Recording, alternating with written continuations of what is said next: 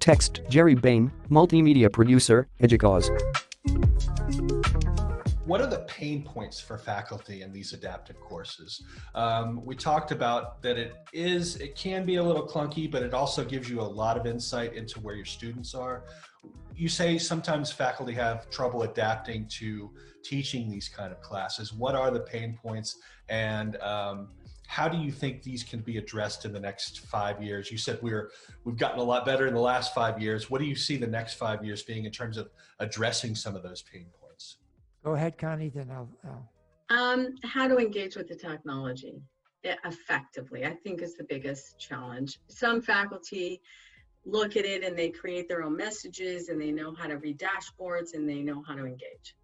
Other faculty look at the dashboard and say, that's nice, but I don't really know how to instruct. And so part of what we had to do moving forward is create different trainings and tutorials for faculty at the beginning stages, and then, okay, I'm in here and using it. Because we found that I can understand how to use a technology, but how do I effectively facilitate is actually a different conversation. So in a total online environment, the last thing I'll say too is that sometimes faculty don't have visibility into the entire map.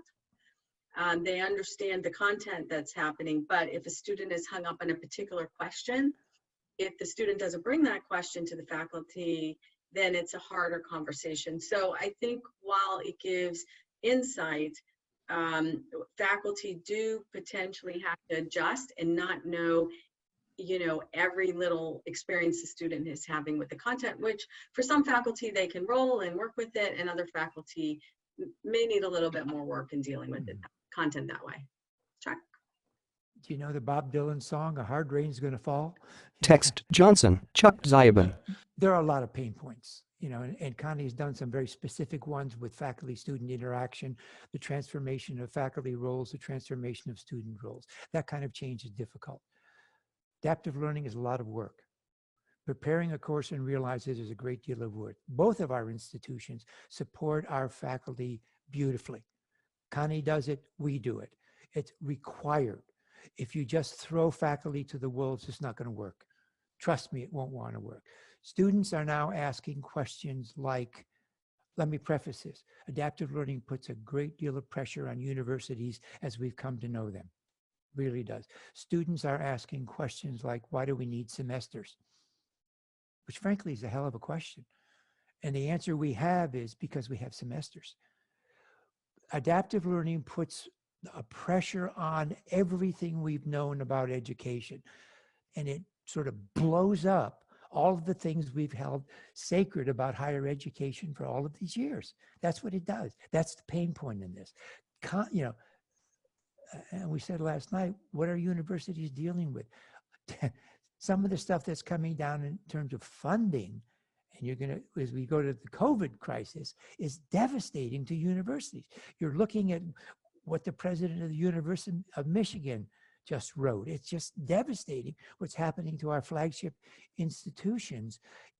This is going to have a tremendous impact on all of us as we go further. But those are the kind of pain points. It kind of takes a university and the class, just turns it on its head. We've learned that adaptive content alone is not enough. And so I have to plug curriculum design here and our instructional designers, and there has to be other kinds of content in the class. So problems, for example, if you have adaptive for math, problem practice, critical thinking exercises, case studies, and that's something that we've learned. I think that the other piece is that this is a preview to our next research, is that we're looking at how adaptive predicts. And I'll give you a spoiler. There is a certain point in time student cannot pass a course.